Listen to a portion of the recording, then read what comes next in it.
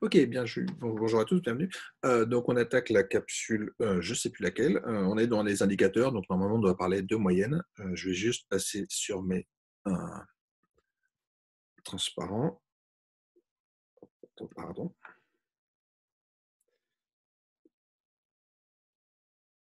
Ok, donc normalement, on est bon. Ok, donc voilà, 221. Donc, on est dans la partie numéro 2. Donc, la numéro 1, c'était sur les distributions. Donc, on avait vu la fonction de répartition et surtout la densité, les histogrammes et toutes ces choses-là. Et là, dans cette partie 22, on va attaquer les indicateurs. Donc, 221, c'est les moyennes. 222, ce sera la dispersion, etc. Donc, on essaiera d'avancer progressivement autour de ces indicateurs. Donc, on va revenir, donc on va oublier un instant cette histoire de distribution. Okay. Ce qu'on veut juste essayer de quantifier, là maintenant, ça va être de mettre un chiffre sur des valeurs, okay, enfin sur une série de chiffres. Et quand on a une série de chiffres qui représentent la taille des élèves, ce qui pourrait nous intéresser, ça va être la valeur centrale, donc ce qu'on va appeler la moyenne. Donc la moyenne, je vous redonne la définition ici, donc la moyenne, quand j'ai une série d'observations x1 xn, c'est tout simplement ce qu'on va noter x bar. Donc x bar, ça va être la moyenne empirique, donc c'est le nombre, enfin c'est la somme de toutes mes valeurs en x divisée par la taille de ma population, donc la valeur moyenne. Ok, donc ça, juste là, il n'y a pas de grande découverte, hein, c'est des choses assez connues. Petit résultat important, il est démontré dans une capsule un peu plus tard quand je fais de l'optimisation. En fait, on peut montrer que cette valeur-là, cette valeur x bar, en fait, je peux l'avoir comme un problème d'optimisation. Alors, je suis désolé d'insister là-dessus, mais en fait, c'est juste parce que quand on commence à parler d'apprentissage machine, d'intelligence artificielle, euh, on parle sans cesse d'optimisation. Les ordinateurs sont très forts pour optimiser, pour trouver des valeurs optimales. Et en fait, voir la moyenne comme étant une valeur optimale, ça va nous intéresser. Euh, et en particulier, on va arriver donc ces valeurs optimales qui sont la somme des différences entre les x et une constante, donc ce qu'on pourrait appeler une erreur. Okay. Donc j'ai une valeur m qui sera ma valeur centrale.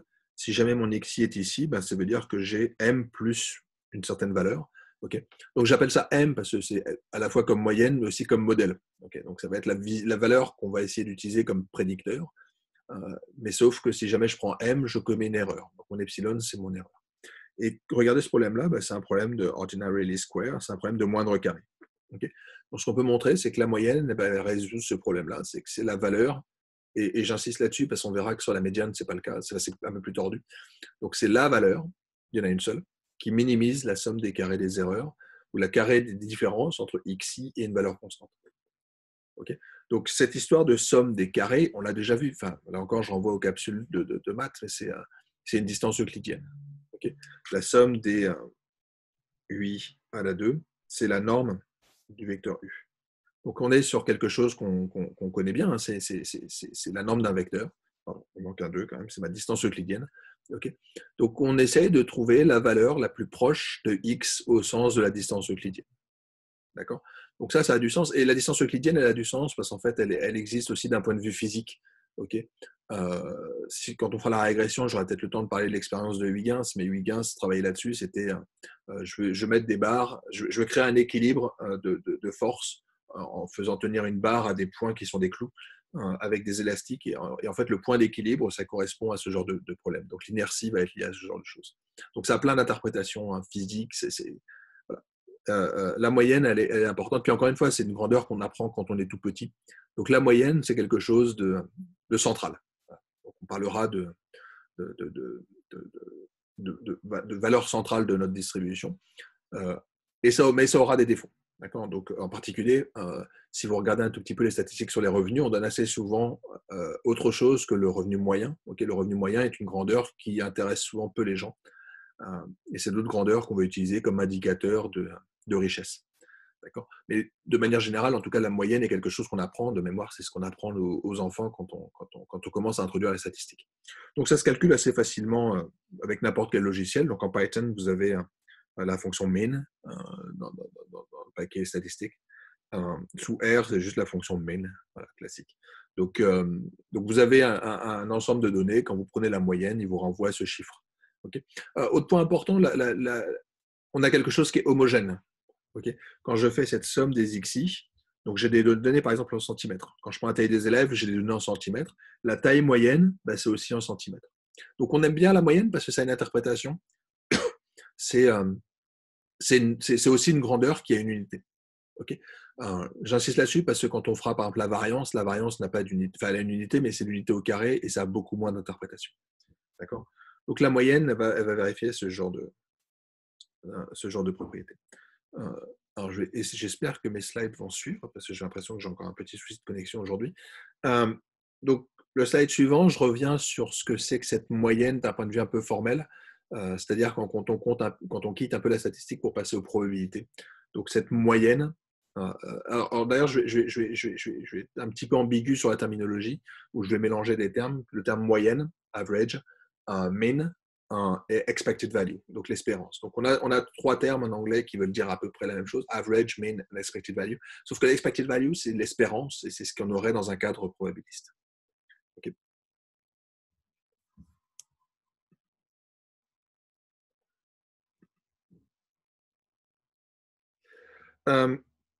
Ok, je vais juste...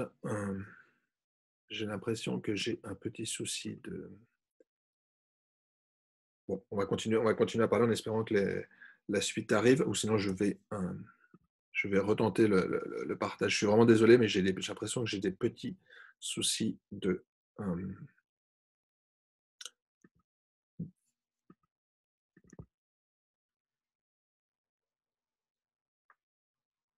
on va essayer de partager l'écran, en espérant que ça arrive.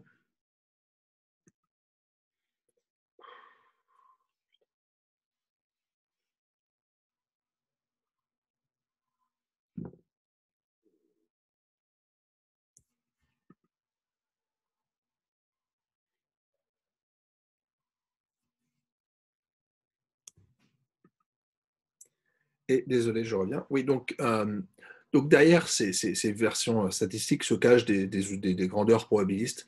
Donc l'avantage des grandeurs probabilistes, c'est que c'est plus simple pour faire des calculs, en tout cas pour dériver des propriétés. Okay. Soit je vous le fais dans le cas des moyennes, et je peux vous montrer par exemple que la moyenne, elle est stable par addition, okay, ou par multiplication. Donc A fois la moyenne, c'est pareil que multiplier toutes les grandeurs par A. Mais on peut l'avoir d'un point de vue un peu plus formel quand on revient sur des mathématiques et quand on revient sur cet opérateur E, donc qui est l'espérance de ma variable. Donc, ce qu'on appelle l'espérance, la valeur attendue, c'est la somme des valeurs multipliées par la probabilité. Okay. Donc, pour ceux qui regardent les capsules de rappel de mathématiques, en fait, cette chose-là, ça nous fait penser, c'est ce qu'on appelait, quand on faisait de la géométrie des chances, en tout cas à l'époque de Condorcet, par exemple, c'est le produit scalaire entre les valeurs x et les probabilités. Okay. Donc, on peut avoir une interprétation un peu géométrique de cette grandeur-là. Mais c'est en gros, quand vous lancez un dé, la valeur attendue, c'est la valeur de la face multipliée par la probabilité de tomber sur cette face et vous sommez sur toutes les faces. Okay. Donc, on peut voir ça aussi dans un contexte de densité pour des lois continues, comme en disant que c'est l'intégrale non pas de f de x, l'intégrale de f de x, ça vaut 1, mais l'intégrale de x fois f de x. Okay. Donc, encore une fois, c'est vraiment l'analogue entre la somme et l'intégrale. Okay. L'intégrale, c'est jamais qu'une version continue d'une somme. Okay. Donc, c'est la somme de toutes les valeurs possibles multipliées par la probabilité qu'on arrive dessus.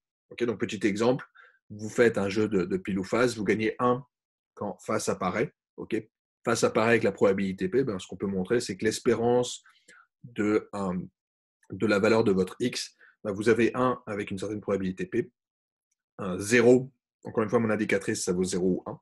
Okay, 0 avec la probabilité à moins P, donc il me reste juste P. Okay. Donc ça, je l'ai mis cet exemple parce qu'il est important. C'est qu'en fait, les probabilités qu'on a dans le cas des variables de Bernoulli, dans les variables binaires, ça s'interprète aussi comme une espérance. Et ça, c'est important parce qu'en fait, quand on fera des modèles prédictifs, on essaiera assez naturellement de construire des espérances. Donc tout ce que je vous ferai dans les régressions, c'est assez souvent, sauf quand on fera la régression quantile, mais quand on essaiera de construire une régression, c'est pour prédire la valeur espérée. Donc on voudra calculer cette espérance. Okay. Quand on fera la classification, on voudra calculer une probabilité. Mais on voit que les deux, quelque part, sont quand même un petit peu liés, donc il ne faudra pas être surpris de voir des choses communes apparaître. Okay. Donc le paramètre P, classiquement, s'interprète comme étant une probabilité. Je peux aussi l'interpréter comme étant une espérance. Ok, parmi les propriétés, on a aussi le fait que l'espérance d'une transformation linéaire, bah, c'est la transformation linéaire associée. Okay. Donc, si jamais vous multipliez toutes vos valeurs, supposons que je change d'unité. Okay. Si jamais je veux la température moyenne à Montréal l'été en degrés Celsius, il y a deux solutions. vous voulez passer en Fahrenheit, soit vous mesurez tout en degrés Celsius, vous calculez la moyenne et vous convertissez la moyenne en Fahrenheit, soit vous prenez vos données, vous les convertissez en Fahrenheit et vous faites la moyenne des degrés en Fahrenheit et normalement vous tombez sur la même chose. Ce qui est un tout petit peu rassurant en fait, mais c'est ce que ça nous raconte. Okay, passer en Fahrenheit, c'est bien faire une transformation linéaire. Okay, ça veut dire que la valeur moyenne de mes données transformées, c'est la même chose que de dire que vous prenez la valeur moyenne initiale et vous faites la même transformation. Donc, vous parlez de la température moyenne en degrés Celsius et vous faites la transformation pour passer en degrés Fahrenheit. Okay. Autre propriété, quand vous avez deux variables, leur espérance, l'espérance de la somme, c'est la somme des espérances. Okay. Donc, si jamais je m'amuse à lancer 5 dés et que je me demande quelle est la valeur totale de la somme de tous mes dés, il y a deux solutions. Soit je m'amuse à travailler sur la somme des dés. Okay, et donc, la difficulté, c'est qu'il faudrait que j'ai la distribution de la somme de mes dés, ce qui n'est pas forcément très simple. Soit je me contente de dire la valeur moyenne que je vais avoir en sommant mes 5 dés, c'est la somme de chacune de mes espérances sur chacun des dés.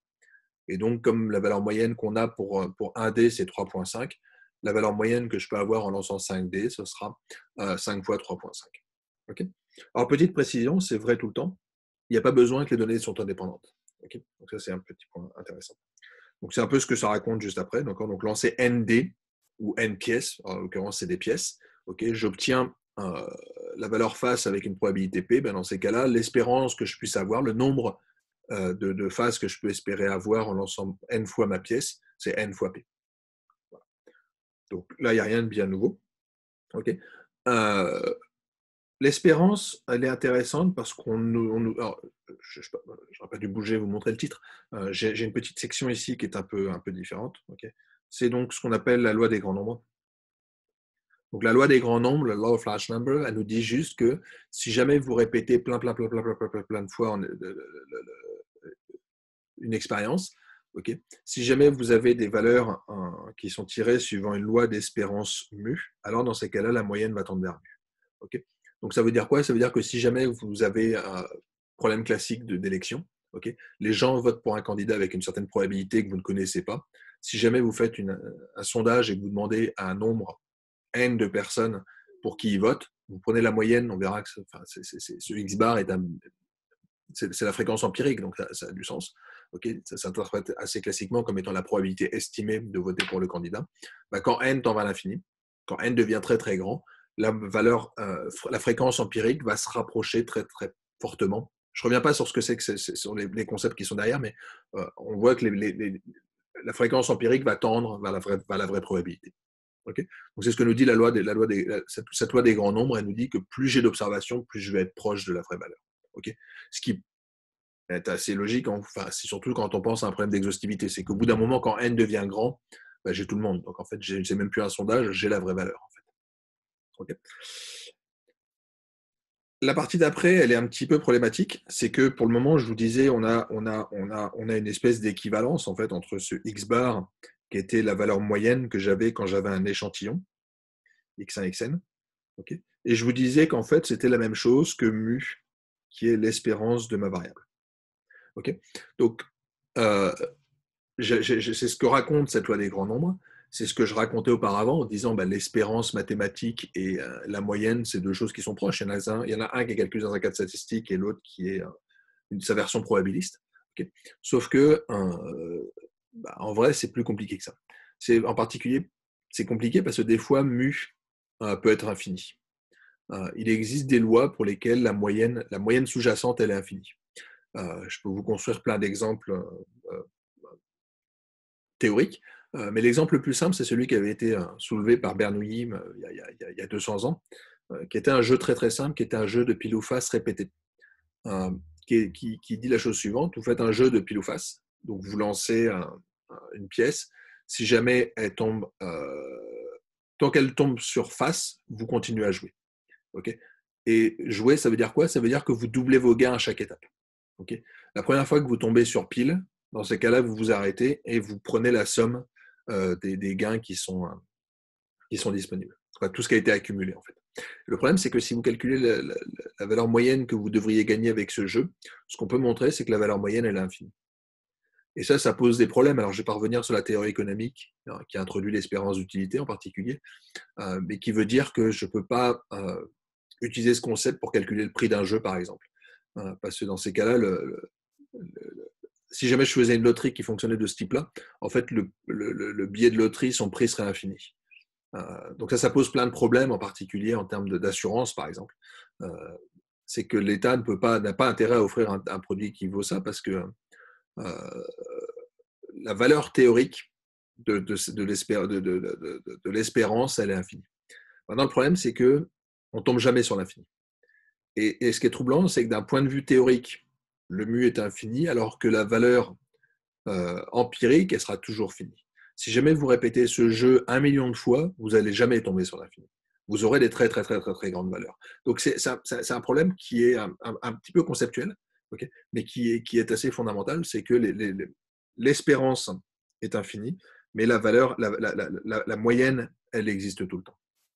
Okay, donc, il faut juste garder ça en mémoire. Hein, le parallèle que je fais entre l'espérance et la moyenne, il paraît assez naturel, mais il a quelques limites théoriques et conceptuelles.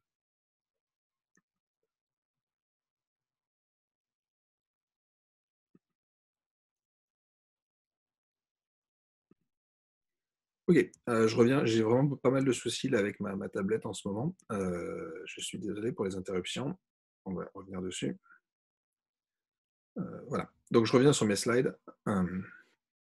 Donc, on est toujours sur cette histoire de calcul de moyenne.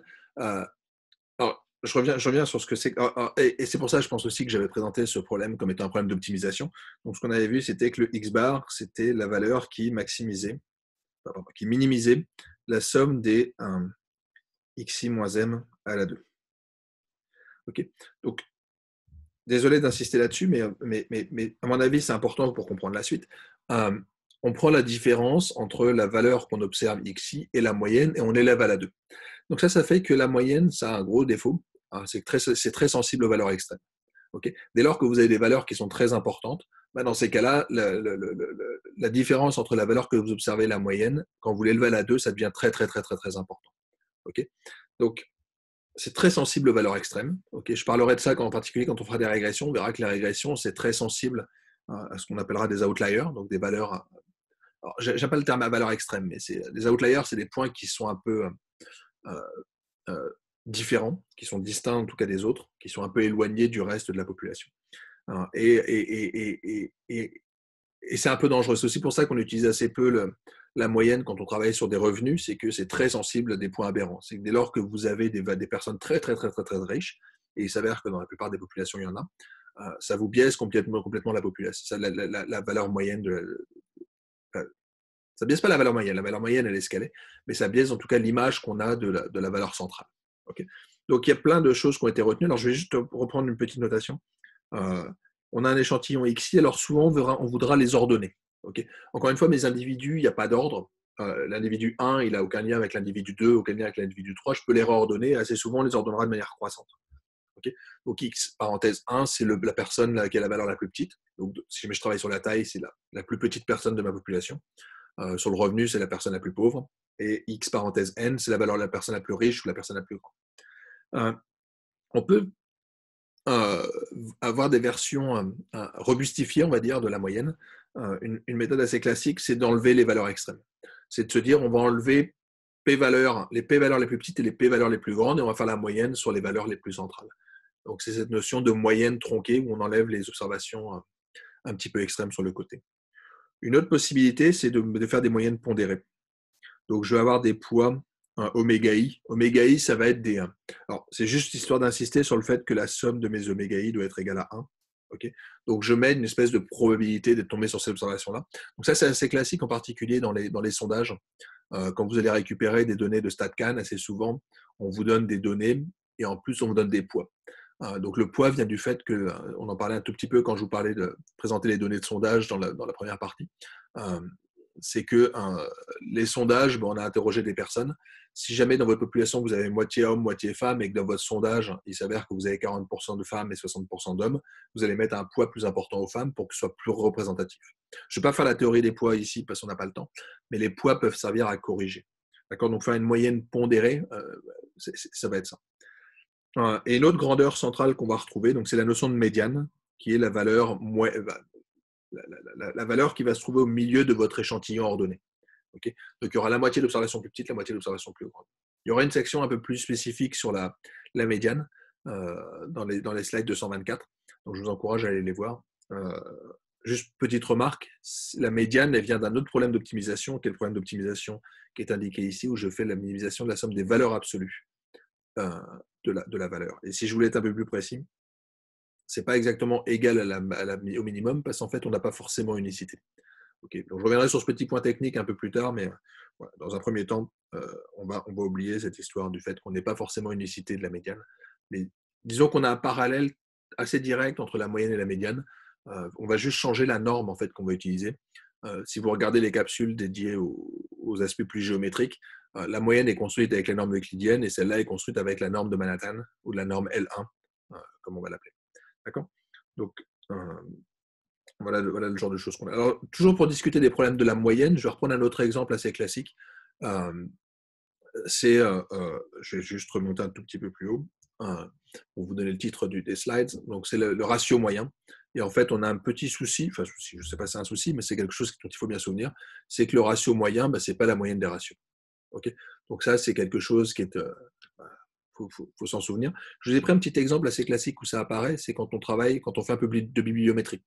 Quand on s'intéresse à des problèmes de bibliométrie, on veut voir à quelle vitesse les gens publient, à quelle vitesse, dans certaines disciplines, les articles sont, par exemple, publiés ou cités. Okay. Donc, je vous ai pris ici des articles sur la dynamique des citations. Et on voit que les citations, par exemple, si jamais je compare 3 disciplines, la physique, les maths et l'économie, on a des évolutions qui sont assez différentes. Donc, en physique, on va citer très rapidement. En maths, on cite beaucoup plus lentement. Okay. Et ça pose un certain nombre de soucis, en particulier sur les évaluations. Par exemple, quand vous avez quelqu'un qui est un peu junior, qui généralement a très peu de citations, c'est assez dur de savoir un petit peu le potentiel de cette personne. Quand vous comparez quelqu'un de junior avec quelqu'un de senior, regardez les citations, ça n'a pas de sens.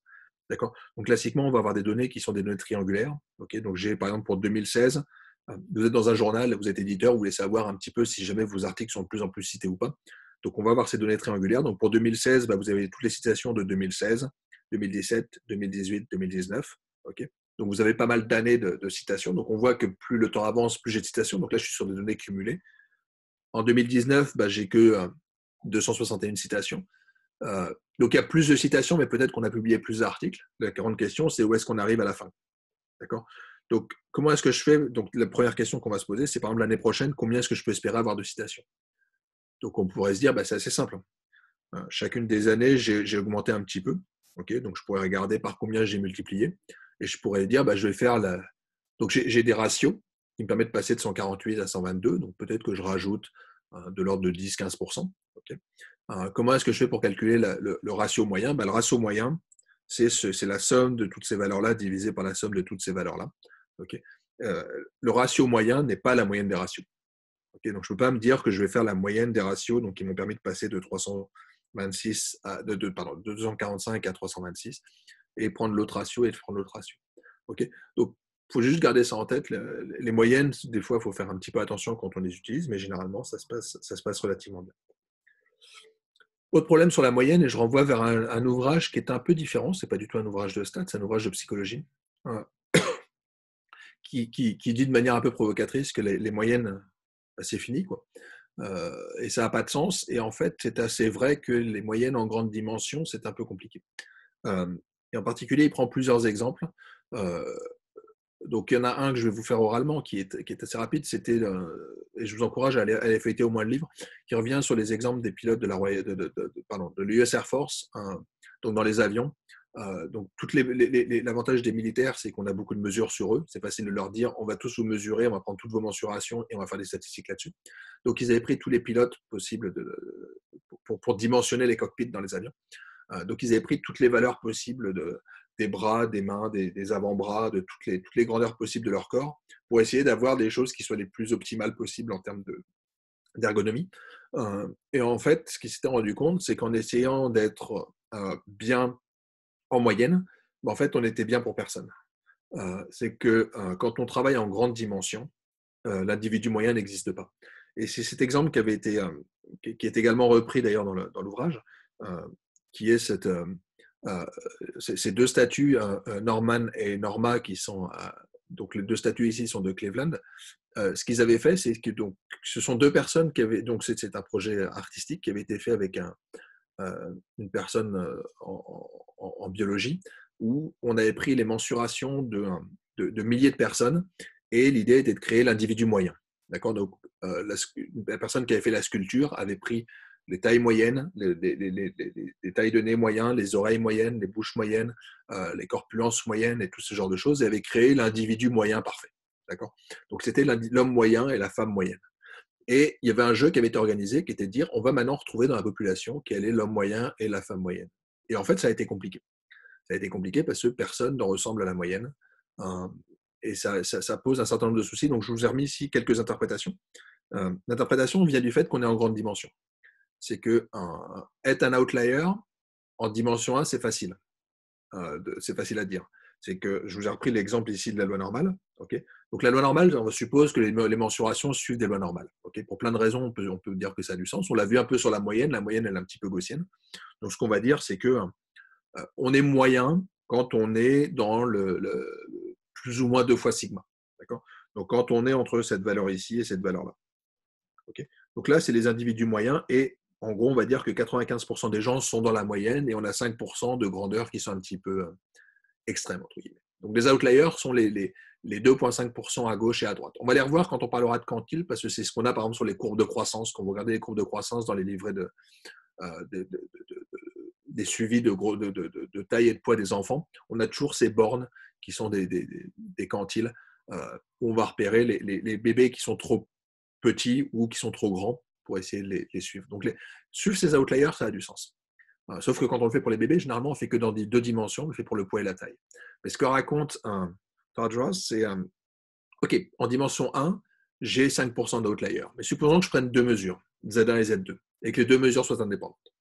Ben, dans ces cas-là, les outliers, je n'ai pas 5%, mais j'en ai 10%. C'est que la probabilité pour que les deux soient à l'intérieur de cet intervalle de confiance, en dimension 2, ben, tout d'un coup, on passe plus qu'à 90%, 91% techniquement, qui sont dans cet intervalle-là.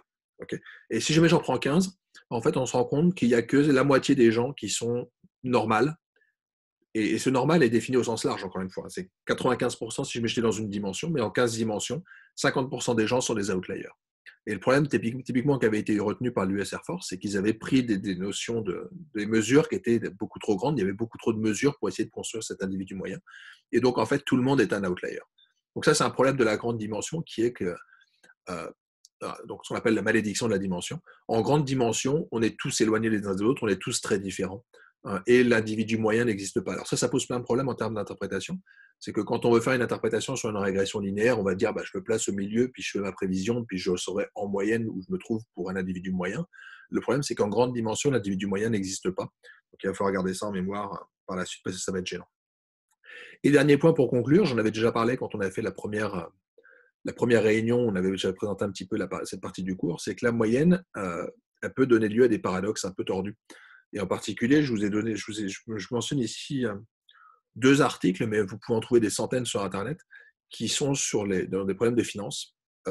Combien de temps est-ce que les actions sont détenues? Donc les actions sont généralement vendues, achetées en permanence. Okay. La question qui se posait, c'est en particulier récemment avec l'arrivée du high frequency trading, donc le fait qu'on ait des algorithmes qui achètent et qui vendent en permanence sur les marchés. Il a été dit qu'on détenait de moins en moins les actions. Donc vous avez pas mal de graphes ici qui vous montrent l'évolution du nombre la durée moyenne de détention. Okay. Donc qui était en gros d'une année en 1920, qui montait en 1960 à 7 ans et qui avait tendance à décroître. Okay.